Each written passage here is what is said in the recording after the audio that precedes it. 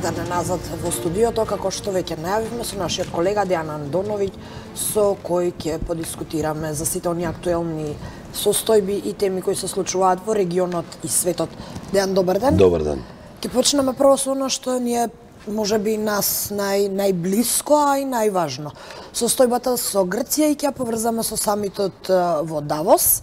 Таму е нашиот премиер Зоран Заев, меѓутоа не се наоѓа таму грчкиот премиер. Тој преку видеопораки се обраќа. Секако причината е поради активностите во грчкиот парламент. Денеска е договорот од Преспа на втората комисија, се очекува веќе утре да биде ставен на пленарна седница и задутре да биде изгласан. И јас не знам што да кажам, јас и пред да влезем во студиото реков, ајде да оставиме да видиме како ќе заврши целиот овој процес. Она што доаѓа како недоумица е разногласието во грчките медиуми, што ќе биде, како ќе биде, нели, информацијата дека не постои македонска нација, такви некои изјави кои излега во јавноста. Пак ќе кажам, ќе се повлеча малку, не би можел да зборам. Ова изјава е можеби поради обид поточно да се смират оние националистички движења во Грција. Во неделата имавме можност да видиме како изгледаат, можам да кажам дека е прилично насилно. Па секогаш во Грција се такви. Изгледа како да ќе извршат упад во грчкото. Се чини дека екстремната левица, екстремната десница во цела Европа, не само, па и во Париз го видовме. Тоа го видовме и во Барселона кога беше обидот за измешано е незадоволството и ти убаво го почна ова дека нашиот премиер е во Давос, грчкиот не е поради своите обврски, но овој самит во Давос за прв пат во историјата, економски самит на најразвиените економии во светот, поминува без лидерите на 5 земји постојани членки на Советот за безбедност на Обединетите нации. Само ќе потсетиме дека Америка и Трамп не присуствуваат, бидејќи Трамп има проблем со таа администрација која повеќе од месец дена е тотално блокирана и утринава повторно не успеа да се договорат со демократите, оставајќи на улица, односно без примања 800.000 вработени во државната администрација. Тука не доаѓа ни Тереза Меј, лидерот, односно премиерот на Велика Британија, која поради својот проблем со Брекзит мораше да остане дома да го решава и да го образложува својот план Б, кој подоцна ќе го анализираме. Исто така ни Емануел Макрон не е тука, тој па има проблеми нели со жолтите прслуци.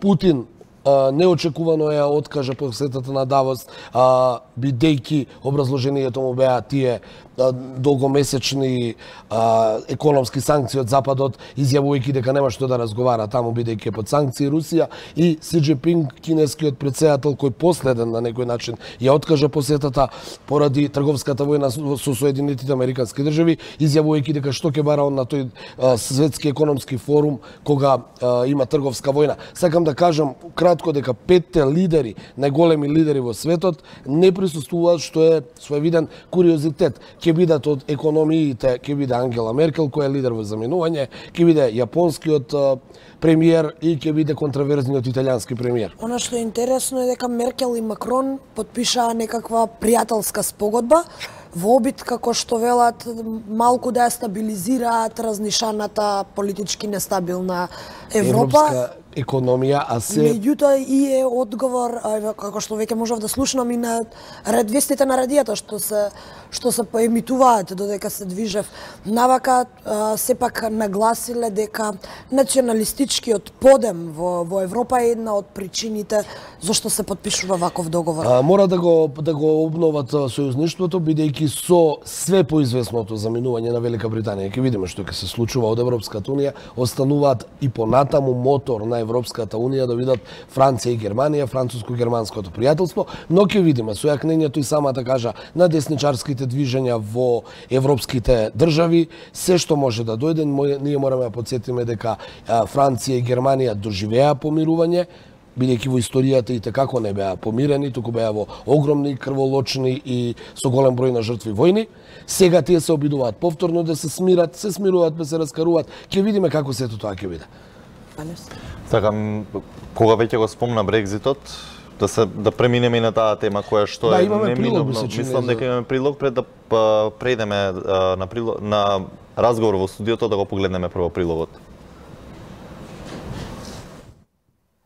Светските политички и бизнис лидери се собираат во швајцарскиот град Давос оваа недела за да разгледаат каква политика ќе следат соочени со опасностите предизвикани од забавениот економски раст. Светскиот економски форум ќе трае до 25 јануари. Основната тема е глобализацијата во периодот на четвртата индустријска револуција, но организаторите ќе одделат внимание и за признаците на новата светска криза. Се очекува во работата на форумот да заземат учество над 3000 луѓе, меѓу кои и над 100 председатели или шефови на влади и раководители на илјадници компании. Многумина политички лидери нема да присуствуваат. Американскиот председател Доналд Трамп, францускиот председател Емануел Макрон, како и рускиот председател Владимир Путин. Форумот во Давос е годишна средба на представници на политичката и бизнис елита. Од 80-тите години на минатиот век има статус на една од главните годишни настани. Освен политичари и бизнисмени, во дискусиите учествуваат и представници на општествени организации, научници, представници од културата и шефови на медиуми. Така, всушност беа деталите околу форумот во Давос.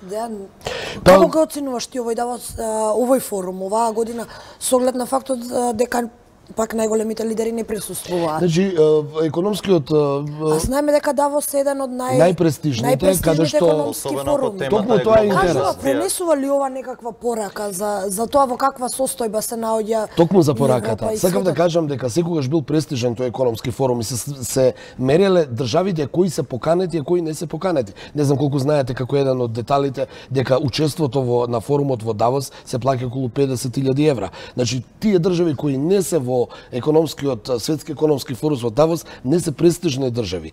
А ова е сега преседан, пак ќе повторам. 5 најаки земји членки на Советот за безбедност на Обединетите нации, не случајно, не учествуваат. Причина е нивните внатрешни проблеми, не надворешни. Доналд Трамп со зидот и буџетот, ќе ги повторам, Тереза Меј со Брекзитот, жолтите прслуци. Најавува ли ова некаква економска нестабилност? Тоа само покажува каков хаос е светот и онаа теза, повторно ќе кажам, особено Велика Британија и Тереза Меј и Доналд Трамп, ќе повторам, дека они се како на некој начин лидери на тој либерален капитализам. Ако во минатото, за време на Втората светска војна, тогашниот премиер Черчил и тогашниот председател американски Рузвелт се бореле да го зачуваат либералниот капитализам.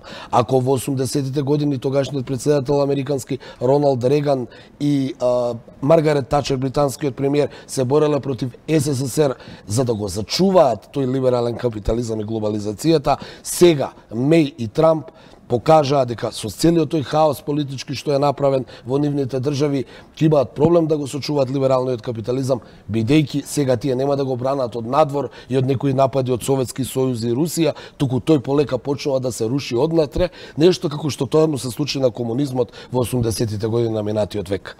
Што се однесува до Брекзит? Брекзит им направи огромен проблем. Само пред да преидеме на Брекзитот, една кратка информација, кога сме веќе кај Давос, гледам дека веќе медиумите пишуваат дека секој јануари светските лидери, шефовите на најголемите компании и други познати личности се собираат во швајцарското градче Давос на традиционалниот економски форум. Специјалци снеги светската елита, вака накратко може да се опише малото швајцарско градче во јануари, ваква е сликата секој јануари, и за безбедноста на сите учесници на светскиот економски форум секогаш се задолжени најдобрите швајцарски специјалци. 65 лидери се таму. 65 лидери од светот и околу над 3000 учесници. Значи, бројката на светскиот економски форум е застапена. Меѓутоа е многу бледа, во бледа сенка, бидејќи ти ги немаш главните економски лидери, па и политички. Мерките на предпазливост и безбедноста секогаш таму се на највисоко ниво. Тие се исто, дали ќе бидат Трамп и Путин или не. Причините поради кои што сите лидери, овие 5 главни лидери, ако можеме да ги наречеме, се отсутни, веќе ги наведовме. За Тереза Меј тоа е токму Брекзитот. Како што тоа е нешто најсвежо, бидејќи нели вчера таа во британскиот парламент требаше да излезе пред британските пратеници и да го образложи својот план Б, што понатаму, бидејќи Британија знаеме дека се наоѓа во огромен ќорсокак. Институциите се во ќорсокак. Британија треба да излезе на 29 март од Европска унија, но по се изгледа ќе излезе без договор, што е катастрофа и за британската економија и за британската држава, а ја верувам и за европската. Имаме прилоги на таа тема да го чуеме, па ќе го се враќаме назад во студиото. Британската премиерка Тереза Меј го објави својот план Б за Брекзит, кој многу наликува на планот А, во обид во парламентот да издействува усвојување на отврлениот договор за излаз на Велика Британија од Европската унија. откако ќе обезбеди промена на ставот на Унијата за границата со Ирска.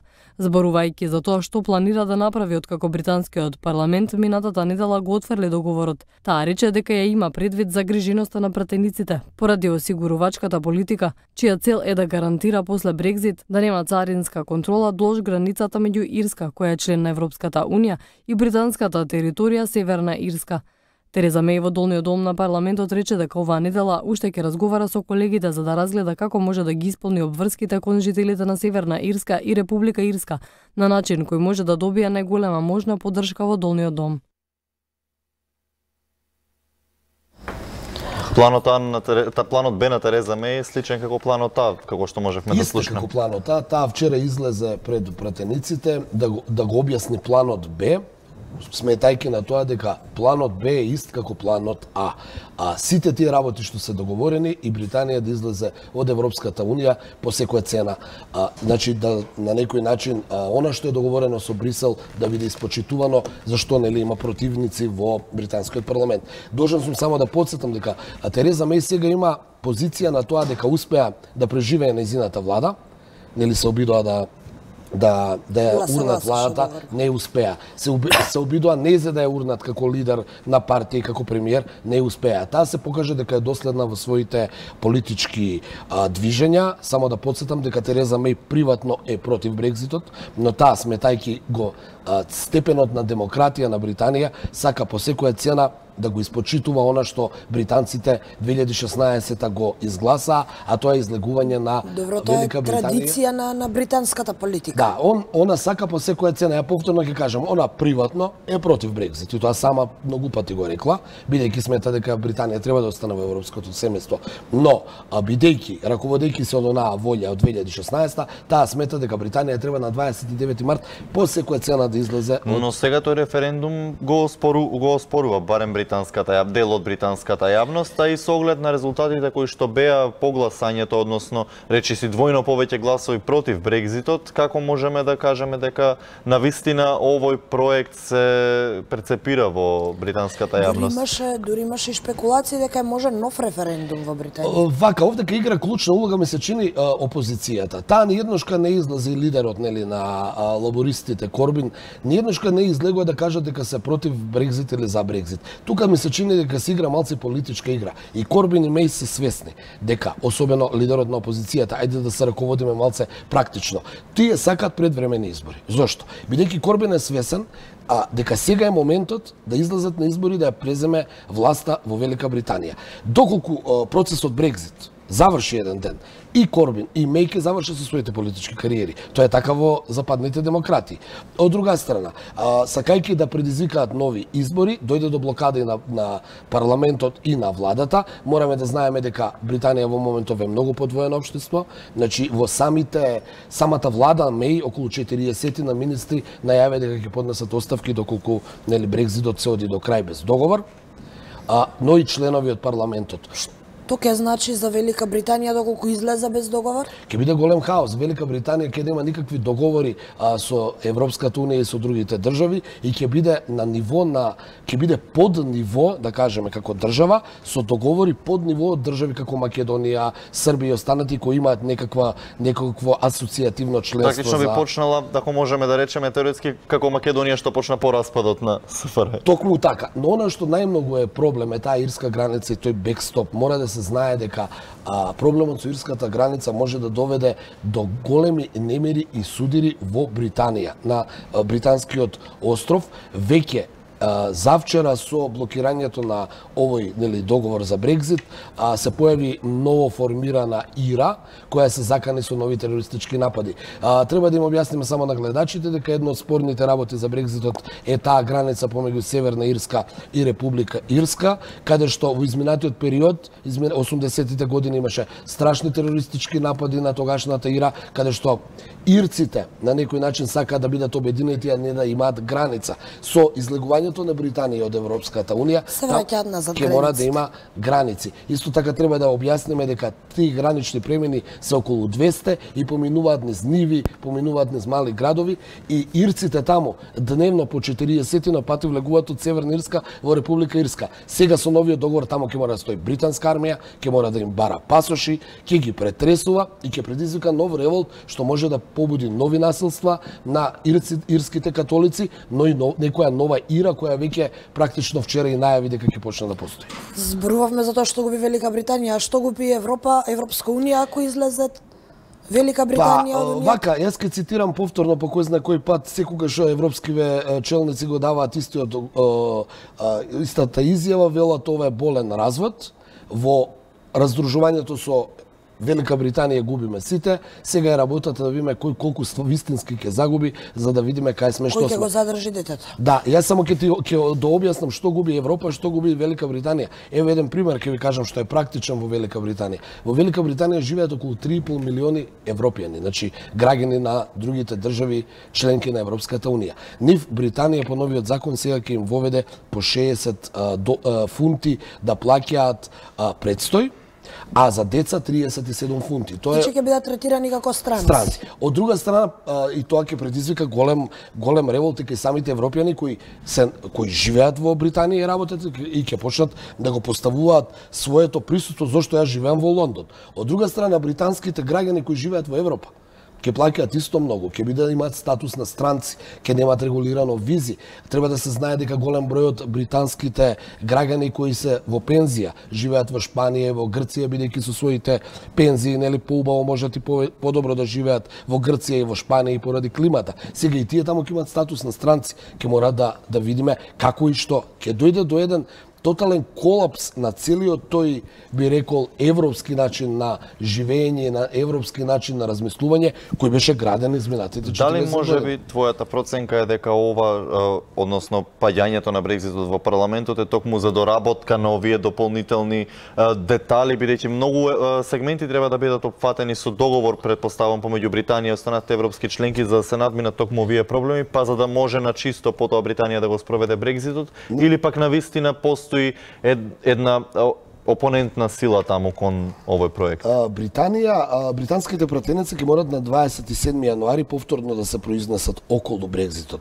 Тврд Брекзит или мек Брекзит? Ќе повториме дека Британија без договор или Британија со некаков договор кој би имал статус како Норвешка кој го има во моментов. Не е членка на Европска унија, но има некоја заедничка унија, има заеднички проток на луѓе или без визи, најверојатно ќе се оди на таа варијанта. Меѓутоа, она што е важно од целата оваа приказна со Брекзитот е тврдоглавоста на би рекол Тереза Меј и нејзината гарнитура, која сака да ја спроведе волјата на народот од 2016 година, но и европјаните кои сега велат, чекај, вие сакавте да излезете, ќе излезете под овие околности, но ќе остане проблемот со ирската граница. Оно што може дополнително да предизвика на британскиот остров проблем е подвоеноста. Ирците и шкотите се против излегување од Европската унија, велшаните и англичаните се за останување во Европската унија.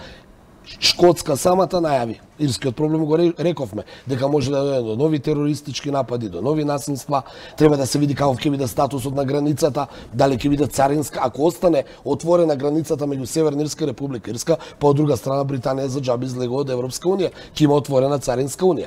Но и да не ја заборавиме Шкотска, која пред 5 години се обиде да направи референдум за независност, не успеа, тогаш од Британија. Сега таа најавува дека доколку Велика Британија излезе од Европската унија, Шкотска ќе направи свој референдум за приклучување кон Европската унија. Значи еден хаос, една парализа на сите тие институции, подвоеност во општеството и конечно слободно ќе кажам и самите британски политичари не го кажуваат и не го знаат кој е излезот од овој ќорсокак. Што се однесува до регионот, да се вратиме малце и на состојбите од регионот, но не на овие од Грција кои не засегаат толку. Да, Грција не ја сметаме за таков тип на граница. Имаме и други соседи на кај кои што се случуваат одредени политички активности.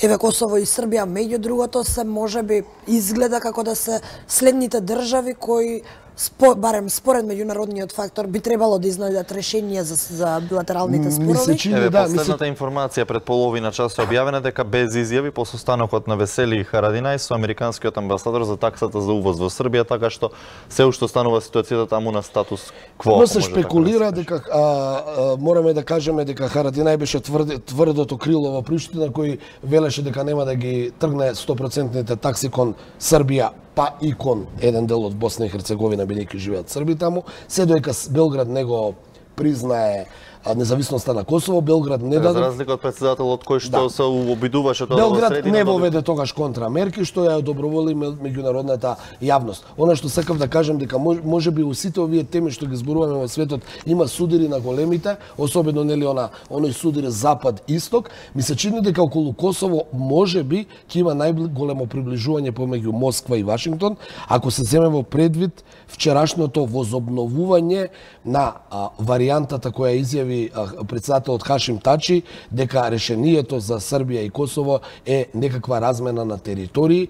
Ние можеме да шпекулираме кои се тие територии, но тој изјави дека покрај согласноста од Соединетите Американски држави и од Европската унија добила согласност и од Русија. Што коинцидира со посетата на Путин и она што се најавува дека може би Трамп ќе ја посети дека пред 3 Србија. месеци Хашим Тачи беше во пример во Москва кај рускиот државен врв и тогаш во медиумите се шпекулираше од каде толкова поддршка на русите кон косовските албанци. Сега некако со оваа изјава испаѓа дека тоа веќе е се договорено, сега треба да се најде тајмингот што и како. Околу денешната средба со Рамош Харадинај, веројатно тоа е тајмингот. Тој беше тврдоглавиот политичар кој не кеше ги симне санкциите. А сега заминува без да каже што. Да подсетиме дека требаше да оди во Соединетите Американски држави, не му беше издадена виза, бидејќи американците му побара од него да ги тргне таксите. Она што е последно, денеска американскиот амбасадор во Приштина го повика Рамош Харадинај на консултации, нема детали од средбата, но се шпекулира дека најверојатно е можна и опцијата Рамош Харадинај да поднесе оставка и да падне актуелната косовска власт. И сето тоа да го одложи решавањето на косовското прашање барем во догледна иднина? Па најверојатно не, него најверојатно ќе се оди на варијантата, бидејќи во Србија изгледа се подготвуваат предвремени парламентарни избори и председателски, веројатно ќе дојдат нови гарнитури политички кои со помирна глава ќе можат конечно да ги надминат несогласувањето од минатото и конечно да се согласат на некои отстапки од двете страни, како што рекоа и самите во историјата, компромисно решавање на проблемот со Косово. Така по примерот на Македонија и Грција најверојатно. Па тоа е сценариото, сега ќе видиме како ќе биде изведено и со која динамика, но ми се чини дека финалето на распадот на поранешната социјалистичка федеративна република Југославија е во својата финална фаза, наскоро ќе можеме да очекуваме и решавање на косовскиот проблем и стабилизација на регионот. Но ризикуваме да видиме, само ќе видиме дали тој проблем ризикува можеби да дојде и некои репрекусии кон Босна и Херцеговина, бидејќи и таму има нели големи проблеми и таму има проблеми со српското население, со другиот ентитет. Така да ми се чини дека косовското прашање влегува во својата финална фаза. Што се не со внатрешната состојба во Србија, што ја спомена, има ли шанси да освои актуелната владеачка гарнитура во Србија уште еден мандат со оглед на големото незадоволство во Србија? Опозицијата ги оценува условите како на кланица, вели не сме спремни да истрчаме на кланица. Да, меѓу другото има и огромни протести против. Тие протести се нели за тие црвени кошули каде што нели беше претепан лидерот на српската левица, тоа беше нели обид да се мобилизираат по урнекот на демократската опозиција на Србија пред 20 години, но едно ќе кажеме, она што ја можам да го видам овака од страна, ги следам состојбите, српската опозиција е раситната. Таму нема ни лидер на опозиција, таму како секој со секого да не е у корелација. Немаме, значи, некој силен политички лидер опозиционен што може да ги предводи изборите за да го урне актуелната власт на Вучич. Најверојатно и затоа Вучич и неговата партија вчера и завчера заседава и излега во јавност дека се подготвени доколку има потреба да излезат на предвремени парламентарни, односно предвремени избори, и мислам дека Вучич и неговата партија покажаа дека се подготвени да го решат косовското прашање, па најверојатно ќе имаат и голема поддршка од меѓународната заедница, барем дека не го решат тој проблем. Кога сме кај меѓународната заедница, пред малку спомена најголемо приближување на Америка и Русија ќе биде токму боиштето, ако може да го кажеме, Србија-Косово. Дипломатскиот спор, боиштето е тежок збор.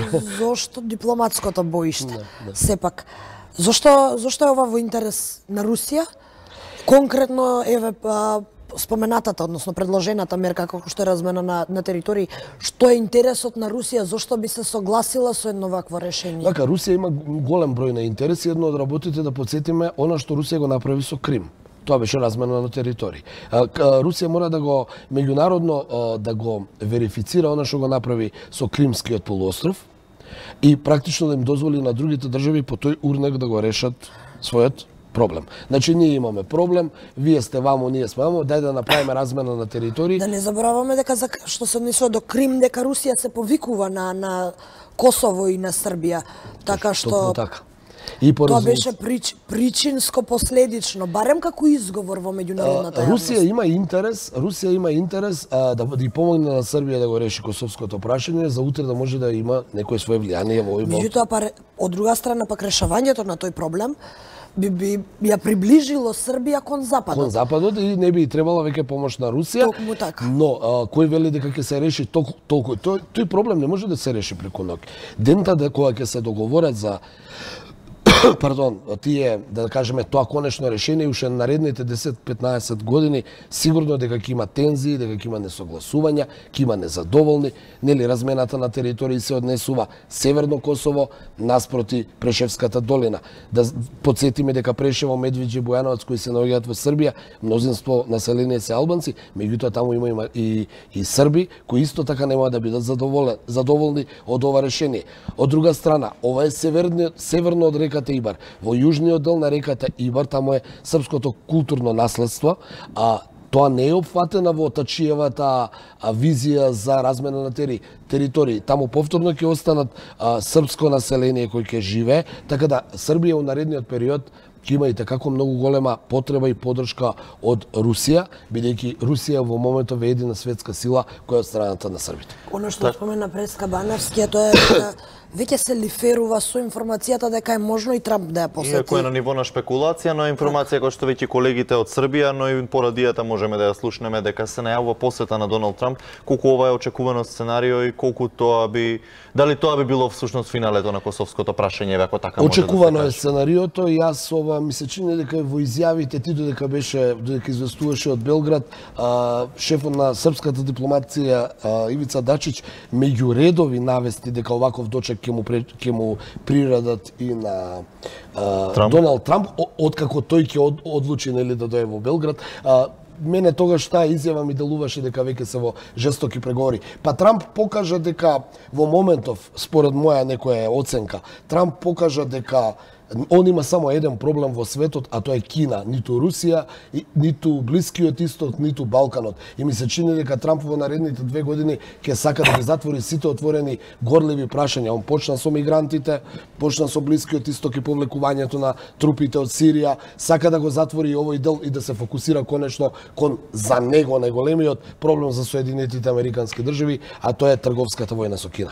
Така, само пред крајот да прочитаме уште предвидувања на Financial Times, кои што е за 2019 година, според она што било за 2018 година, само 8 од нивните 20 анализи биле погрешни. Дали ќе биде запрен Брекзитот? Тие анализираат да. Во 5 до 12 Велика Британија ќе се ослободи од тој акт на само повредување. Брекзит значи Брекзит, рече Меј во 2016, но по 2 години горчливи аргументи, дури и партијата на премиерката не може да разбере што значи тоа во пракса. Дали Джереми Корбин ќе биде нов премиер на Велика Британија? Тука веќе се шпекулира дека не. И покрај тоа што опозицијата го подобри јавниот имидж, тој не успева да го надфрли нивото на лабористичката партија. Ќе се врати ли Макрон на своите реформистички политики по протестите на жолтите елеци? Financial Times анализира да, францускиот претседател веќе нема избор, да се откаже од тоа значи да се откаже од политичкото постоење. Ќе имаат ли популистите големи победи на изборите за ЕП? Да, тие избори се идеална можност за големи победи на популистите и националистите, а според анкети миграцијата е најважното прашање за граѓаните во многу држави од Европската унија. Ќе се обидат ли демократите да го обвинат Трамп? Да, истрагата на Малер ќе дојде до исклучителен заклучок во почетокот на 2019 година со цел потоп од обвиненија против американскиот претседател и дали ќе продолжи примирието помеѓу Трамп и Си Џипинг Вели не, тоа ќе се случи поради така наречената политика на искривување на трговијата на Кина. САД верува дека Кина треба да почне со обнова на својот модел на државно интервенционистички развој во следните 3 месеци како резултат на договорот помеѓу Трамп и Си. Јас само би додал во таа анализа на Financial Times за Брекзит и јас мислам дека во 5 за 12 ќе биде стопиран, бидејќи со конечното излегување на Британија од Европската унија и ние како држави нема што да бараме и да имаме некакви амбиции да влеземе во Европската унија. Обезхрабрувачки. Ми се чини, јас пред малку реков тоа и ќе повторам, ми се чини дека Велика Британија и Тереза Меј сака да ја покажат степенот на демократијата, она што народот го одлучил 2016-та, денеска таа како премиер да го спроведе. Особено да подсетам дека таа не дојде на власт на избори, туку го замени својот претходник, кој па падна ради Брекзит. И само уште ќе ги кажеме анкетите дека помалку од 30% во Британија во моментот го поддржуваат, политиката ја поддржуваат на Меј за излегување на Британија од Европската унија. Така има уште едно позитивно предвидување дека барел нафта ќе биде под $60 до крајот на годината, вели Financial Times да, така што тоа ќе видиме како цените ќе бидат во опаѓање. Се човечкиот фактор. Да окружиме разговорот со Кина, како што спомена е главна преокупација на Америка. Дали Кина има доволно економска моќ за економски да го покори светот како што стравуваат дел од големите сили? Кина го покори економски светот, има ефтина работна сила, има мал степен на почитување на човекови права, така да за разлика од западниот свет кој си ги штити колку толку работниците, Кина има суфицит со луѓе и колку толку ќе може на бројност и на квантитет секогаш да го победи развиениот западен свет. Да ти благодарам за оваа исцрпна анализа. Денеска навистина многу теми на дневен ред. Го свртевме светот на брзина. Така. Почитувани гледачи, ви останете со програмата на 1 ТВ. Јас и колегата Христијан Баневски се враќаме за кратко со уште еден дел, а наш гостин ќе биде заменик председателот на градежниот синдикат и ќе разговараме за актуелните теми околу градежниот сектор, дали се гради во време на препораки и со какви проблеми се соочуваат градежните работници. Довидување за сега.